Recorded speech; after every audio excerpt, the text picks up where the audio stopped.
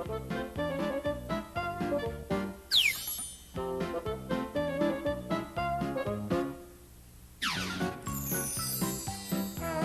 Tricks. Starring The Wiz. Featuring magic you can learn at home. And now, ladies and gentlemen, The Wiz. And Helen, welcome to our show. Before we go any further, let's get to know each other just a little bit better. First of all of my friends just call me Wiz. That's right, they just call me Wiz. Although my real name is... Well, come to think of it, that is my real name. Never mind, call me anything you like, just don't get cheeky. Now, one of the main problems with magic and magicians and magic shows is all of that strange equipment that magicians have. That's right, some of that stuff's quite expensive, and it's very difficult for somebody just starting out in magic to buy some of those things. The other problem is the fact that the equipment itself is so strange. I mean, people go to a magic show and see you using all this huge, unusual apparatus, and they say, oh, well, if I had a magic box like that, I could do the same thing. So what we're going to do today is learn how to do some magic tricks using everyday items that you'd find around your own house. That's right, just little things that everyone's got in their own home. Now, to get things started, let's begin with a little mystery known as the cups and the balls.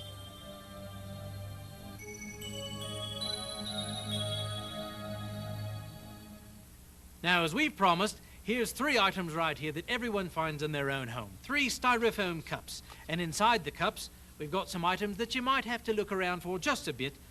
Little orange fuzzy balls like that. Now, you can find these in a hobby shop, or if you can't find them, you can use little rolled up pieces of paper napkins.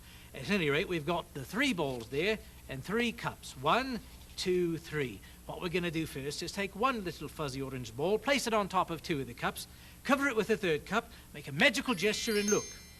The ball penetrates the cups right down to the bottom. Now we're going to cover this one orange ball, take a 2nd orange ball, place it on top of the 2 cups, cover that one as well. Once again, make the magical gesture, and what have we got? 2 balls have penetrated the cups.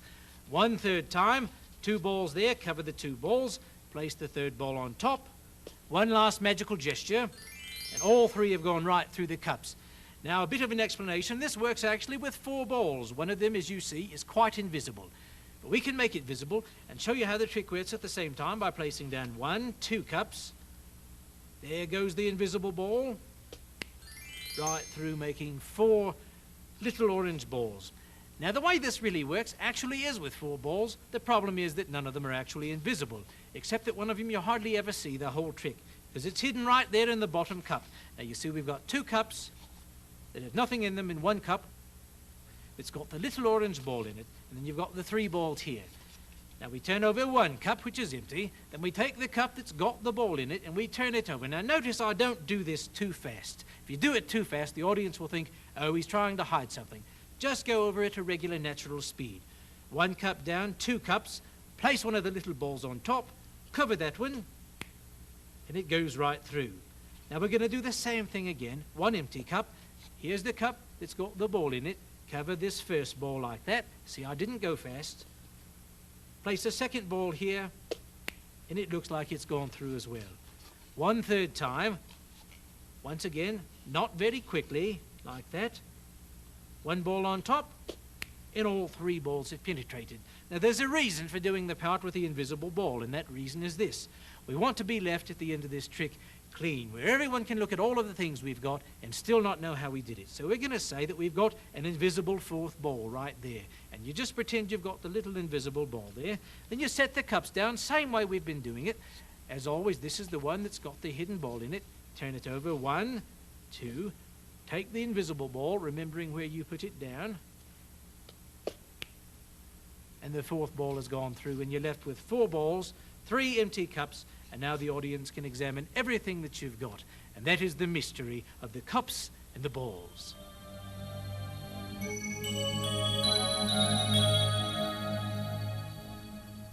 Now, here we've got a piece of magic that's not only fun to do at a party or somewhere, but if you're starting to build your own magic show, this is a wonderful one to put in.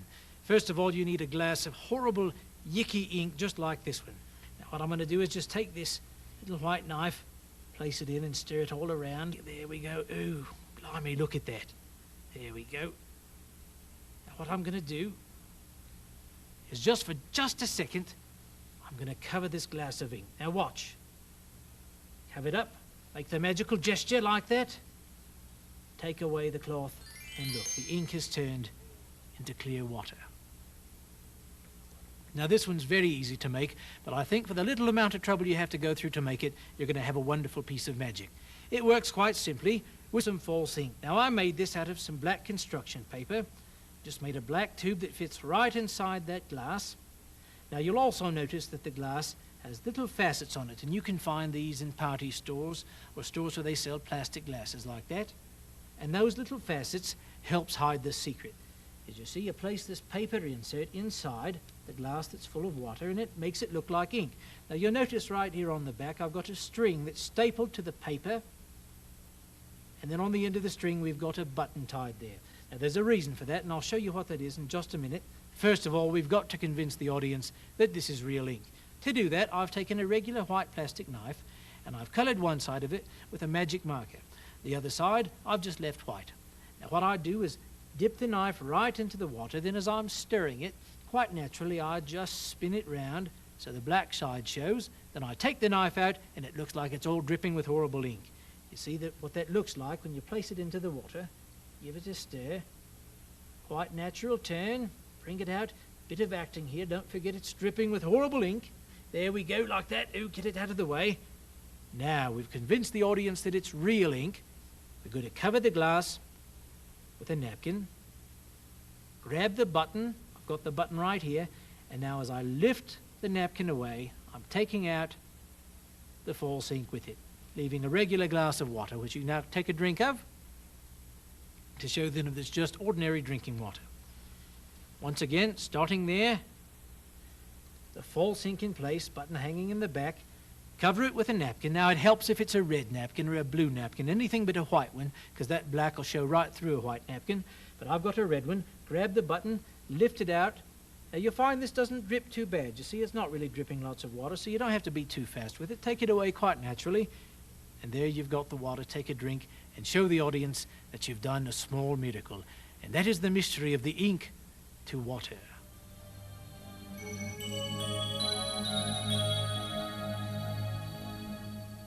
And now we're going to try a very unusual experiment in mind reading. Now, so you know that I'm not cheating, I'm going to tell you everything we're going to do right from the very start.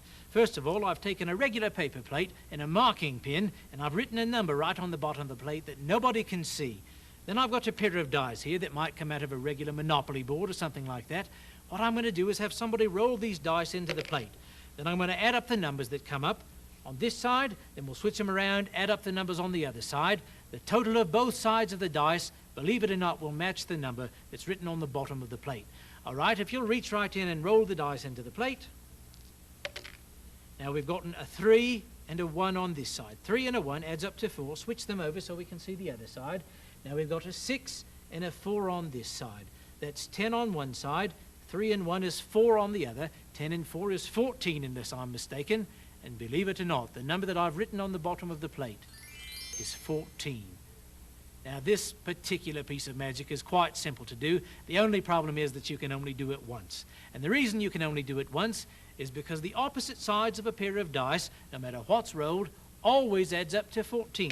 If I roll a 4 and a 1, on this side I'll have a 3 and a 6, which adds up to 14. Here I've got a 2 and a 1. On the opposite side, a 5 and a 6, which adds up to 14. No matter what they roll, it's always going to add up to 14, which of course you had written on the bottom of the plate.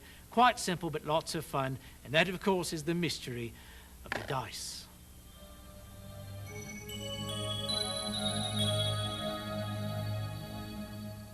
Now here's a magic trick that you're going to find lots of professional magicians doing, and I'm going to teach you a way that you can do it as well. It's the torn and restored newspaper. For that, we just take a sheet of newspaper. There we go. What I'm going to do is just rip it right in like this. There we go. Fold the pieces together. Make another tear right like this. Rip it into tiny, small pieces. Just like this. Another piece.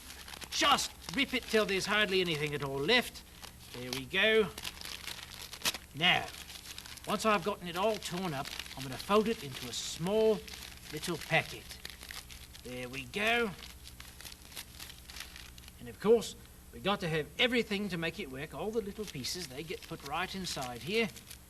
Now, give it a very tight squeeze, and by squeezing it, I magically put all the pieces back together. Watch. Because now when I start to unfold it, look what's happening. All those pieces seem to be going right back together. Look at that.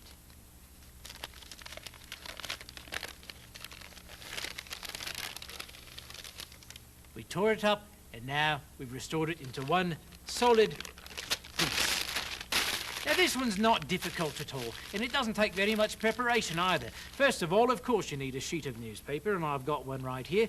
But what the audience doesn't know that you have is a second sheet of newspaper that exactly matches the first one. Now you notice that this particular piece of newspaper was taken out of one of the gossip magazines. Now there's two reasons for that. One, the most important reason, is it's a bit smaller than a full-size newspaper. That means the folded up duplicate is not quite as big to have to hide in your hand. The second reason about using one of these gossip magazines is that you don't feel quite so bad about tearing it up, all right? Now, we start off with the duplicate folded newspapers hidden right here in your hand, like that. Take the newspaper, tear it in half. So far, so good. Now, while I'm squaring up these pieces, look what I do. I take this little packet, put it right there. Now I'm all set. All I do, hiding that packet of newspaper right there, is tear up the rest of the paper. It doesn't matter how I do it. Tear it into small, tiny pieces. There we go. Once I've got it all torn up, I fold the pieces into a little bundle, like this. Now, you see, I've still got all of my fresh newspaper right there, the one that hasn't been torn. These are the torn pieces.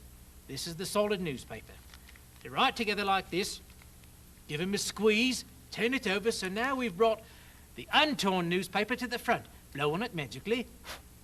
Now we start to unfold the untorn newspaper, just like this.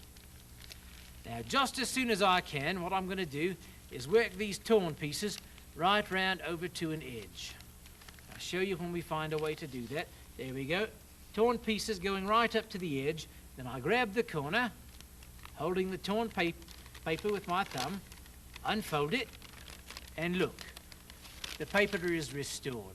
Now, of course, you see that I've used an exact duplicate of the one that I tore up in the first place. Then all I have to do is show the paper on this side. There's the hidden torn pieces right there. Show it on this side, show it on this side, but I don't bring it all the way around. And then, to get rid of it, I wad up the torn pieces inside of the solid newspaper, throw it away, and I'm clean at the end of the trick. And that is the mystery of the torn and restored newspaper.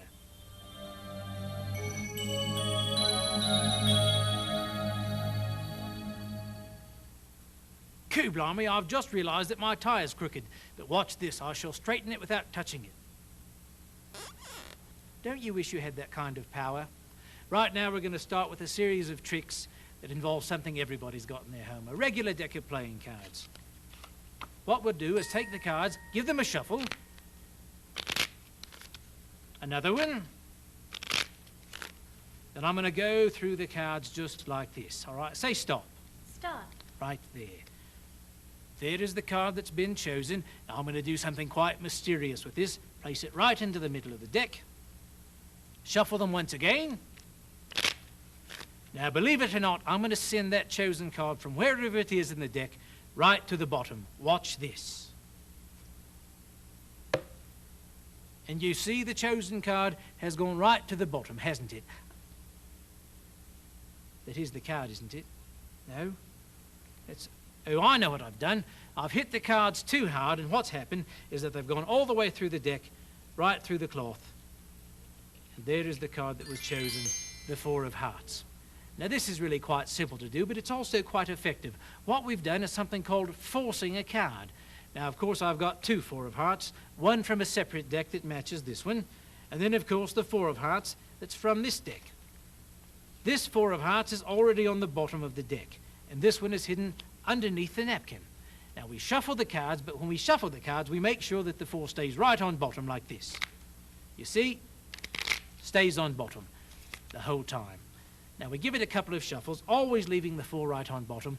Then we start to riffle through the cards and ask somebody to say stop. But first, We bring that 4 down about an inch like that, so it's sticking out into the hand like that.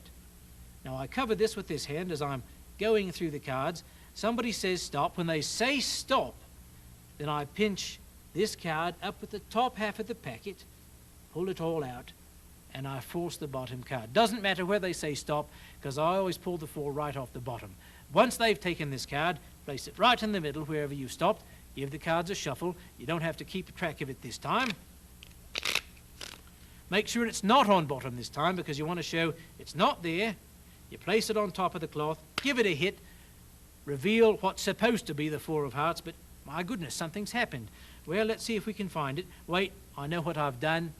I've hit it too hard. You lift the cloth, show the second card that's been hidden there all along, and it looks like you've knocked it right through the deck and passed the tablecloth onto the table.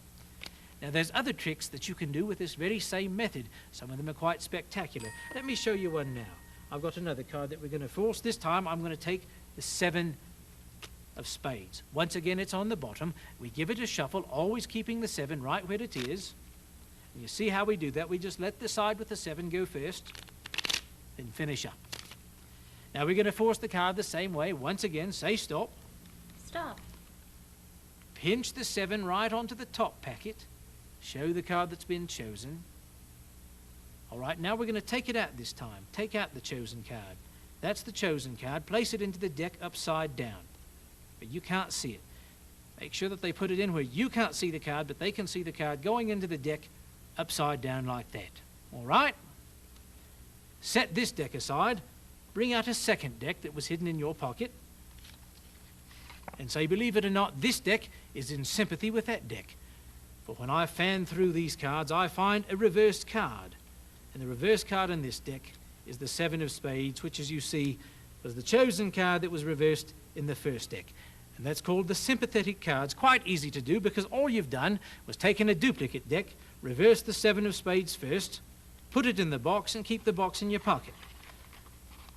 Now, of course, you saw how we forced, as always, the 7 of spades from this deck. Same as always, force the 7, pinch it up with the rest of the pack, take it out this time, place it into this deck upside down, and the rest of the trick is virtually done for you, because now you set this aside, take out your second deck, which has the reverse 7 in it, spread them out face up, because it'll make a bit of a kicker at the end, and they see first of all a reverse card, and then you reveal the reverse card is the same one that was chosen in that deck. And that's the mystery of the sympathetic cards.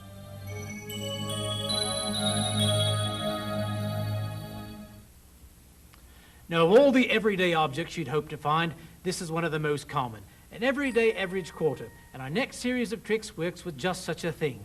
Now, first of all, what we're going to do is take this quarter and place it into the hand like that. Then we make the magical squeeze, just like I'm doing, and watch. The quarter dissolves away to nothing. But of course, nothing disappears forever, and if I reach right up into my ear, I can reproduce the quarter from there. Now, this is quite easy to learn with just a little bit of practice. First of all, the name of the move that we're going to be learning is called the French pinch. And the reason it's called that is because you pinch the coin right there between these 2 fingers. And then instead of leaving it in the hand, as the audience supposes, you actually bring it out between those 2 fingers. So we start with the coin resting right between these 2 fingers right here, held in place by the thumb. Fingers go into this hand, and the thumb pushes the coin just a bit down between the 2 fingers so it stays. Give your hand a bit of a turn and come away like this, bringing the coin out with you. The rest of it's mainly acting, because now you just give it a bit of a squeeze like this, open the hand slowly, and it looks like the coin has disappeared. And now you've got the coin in the perfect position to bring your hand up to your ear like this, reach in and produce the coin from your ear magically. Now, there's lots and lots of things you can do with this move, and one of them is the mystery of the magic candy. And I just happen to have such a thing right here in my pocket. There we go, a nice piece of peppermint candy. What I'm going to do, and this is my favorite trick because I get to eat this candy, and it's also the most noisily visual trick that we've got. Listen to this. Watch. Wasn't that exciting? Yes, now, I shall take this candy wrapper, wad it into a tiny ball like this, put it into my hand, and watch. It's come back into a full piece of candy. Now, the only difference between this and the quarter trick is you have an extra piece of candy right here. One of them's hidden right here in your hand like this. You hold it between these two fingers, and your hand looks quite natural there like that. Nobody can tell there's something there. And then you take your piece of candy that the audience sees, unwrap it. I'm not going to eat it this time, because we want to keep me fitting in this tuxedo.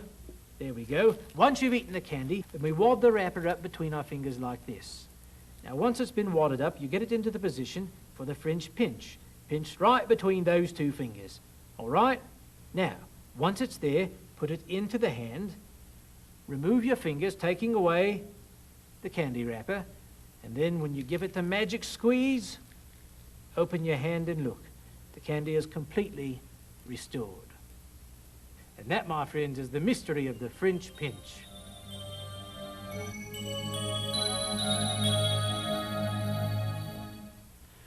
Now, our next magical effect works with a little knick-knack that everybody's got. I've got one myself someplace. Oh, cheeky. A thimble.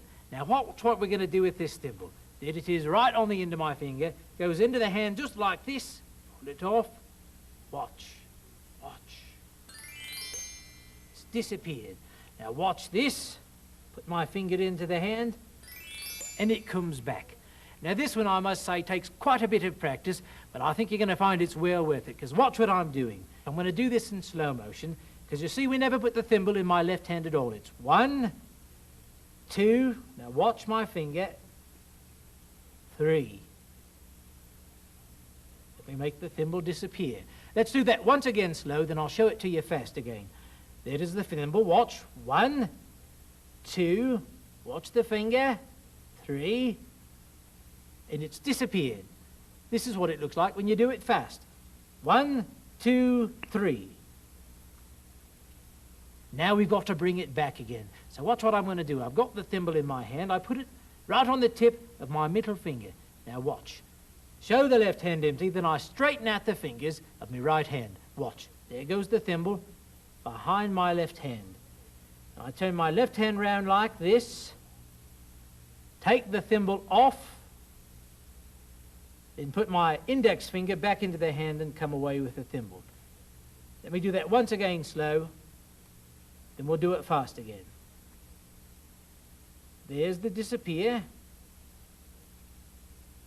Now we're going to make it reappear.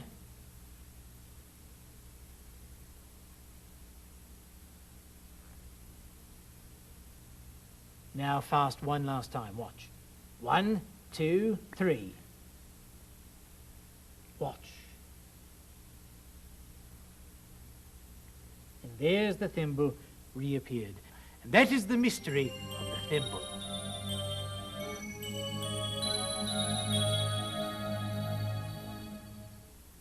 If you ever get a chance to work a children's birthday party, I've got just a piece of magic for you right here. First of all, we've got a drinking glass, a party hat, and a large bin filled with sugar. Now, first of all, I'm going to fill this glass with sugar. There we go. Oh, that's not quite enough. Let's try a bit more. Still not enough. It's got to be filled right to the top. I think I can get it this time. There we go.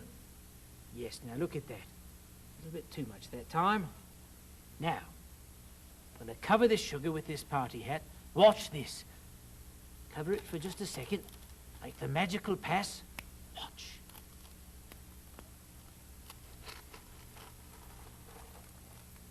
And look at that. The sugar is magically turned into candy. Now, what you can do once these have been produced is pass them out to the children right there at the party, and they'll have lots and lots of fun and remember you for the rest of their lives. Now, this one doesn't take too much preparation to make. You do have to make one small little gimmick that you're going to be using. First of all, of course, you need to get some candy like this. You also have to get a drinking glass that's got faceted sides. Now, you notice I've chosen these little candy-covered chocolates, and there's a reason I've chosen these, and I'll show you what it is. The reason is right here. This is what's called the gimmick for the trick. You'll notice it's just a little white paper cone that fits right inside of this glass, and on the top, I've sealed it off and covered it with sugar. All right, now once I've made this, what I'm going to do is pour these candy-coated chocolates right inside. They go right inside the gimmick. You use just enough to fill the gimmick to the very brim. Now, I'm going to take this glass, put it right over the gimmick, turn it over, and you see it looks like a glass filled with sugar. Now, this is already hidden inside your little bin of sugar. Now, here we've got a second glass that looks just like the first one, except there's nothing about it, just an empty glass. Then you've got the party hat. So to begin with, we've got one glass, one party hat, a bin filled with sugar, and inside the bin, a glass with the gimmick and all the candy inside, nestled right over here in the corner, all right? Now, watch this. Take the glass, scoop up some sugar.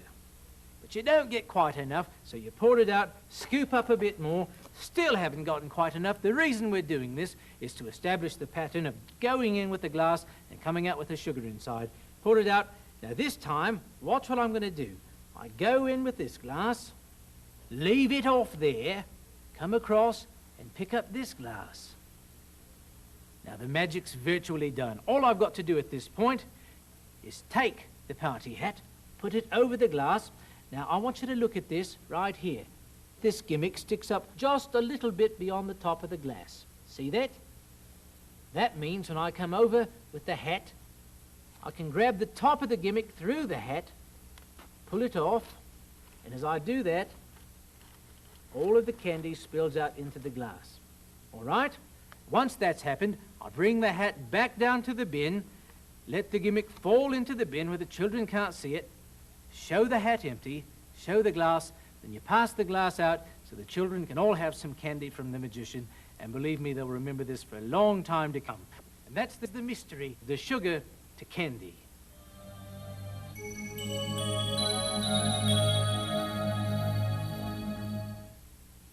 Now here we've got a series of tricks that works with an ordinary deck of cards, and it's a technique that lets you locate any card that somebody's chosen. First of all, I'm going to give these cards a quick shuffle. Once again, just to be sure. Now fan the cards out and reach right over and take any card you like. Now show it to the audience. Place it right on top. Now cut the cards and complete the cut. Now, you've freely chosen a card, placed it anywhere right in the middle of the deck. There's no way I could know what it is, but just to be sure, let's go through the cards, be sure that I haven't snook it out already, all right?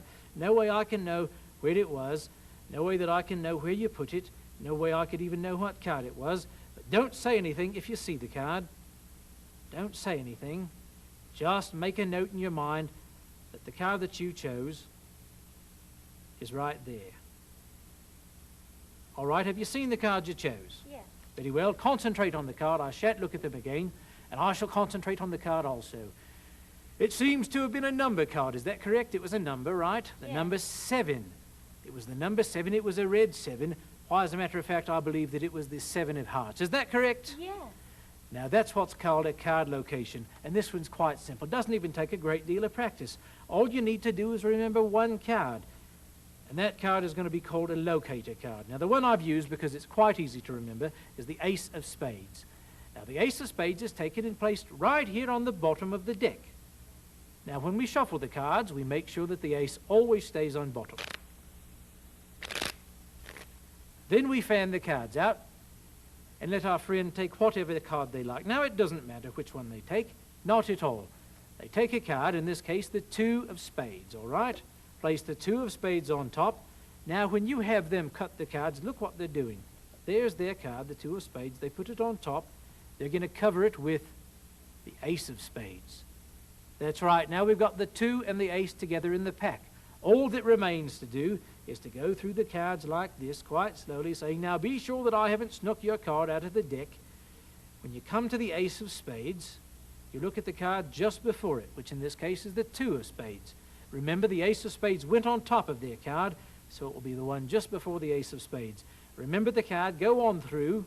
Now, you know what the card is. All you've got to do is just a little bit of acting. You pretend you're concentrating and you say, oh my goodness, it was a number card, wasn't it? And they say yes. And you say, was it a 2? And they say, yes, it was. Was it a black 2? They say, yes. Was it the 2 of Spades? And they go, coo blimey, it's a miracle. I've never seen anything like it in my life.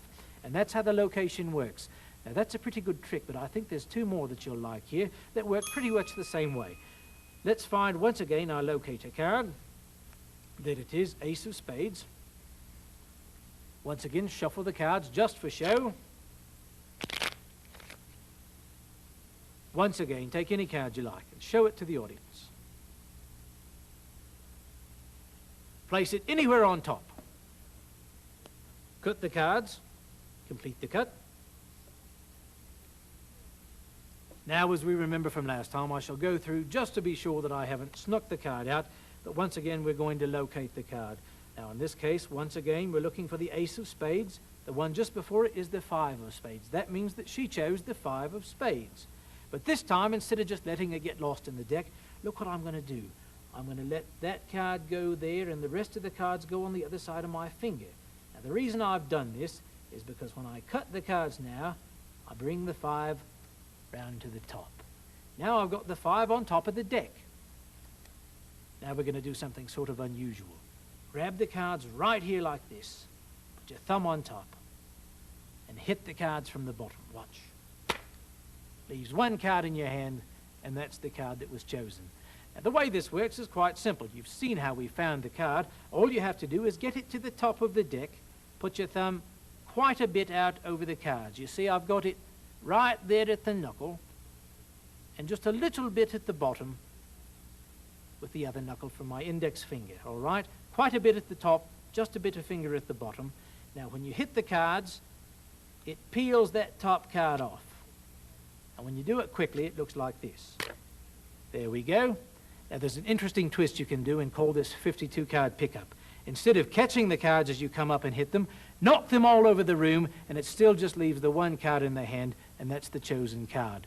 Now there's one last trick that I'm going to show you that works with the location that I kind of like. Once again, we've got the ace on the bottom. Give it the shuffle. Now choose any card you like. Except that one. No, that one's fine. Go right ahead. Show the audience. Place it on top. Cut the cards. Complete the cut. That's the way. Now, once again, making sure that I haven't stolen the card, we'll find out which one she chose. There we go. It's the 7 of diamonds this time. Now, don't forget, there goes the 7. My finger's there. Rest of the cards go on the other side of my finger. Go through the whole deck after you've found it, and bring the 7 right round to the top. Once again, we've got the top card is a 7. Nobody knows that but you, though.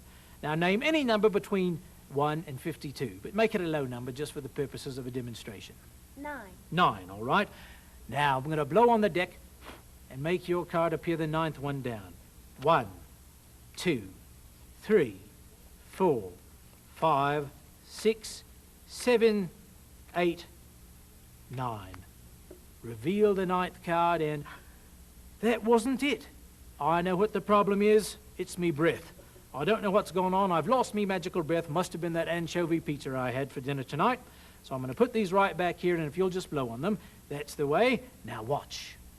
1, 2, 3, 4, 5, 6, 7, 8, 9. 9th card is the chosen card.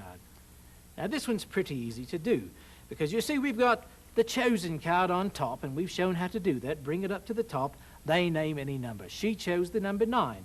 So there's the chosen card. 1, 2, 3, 4, 5, 6, 7, 8, 9.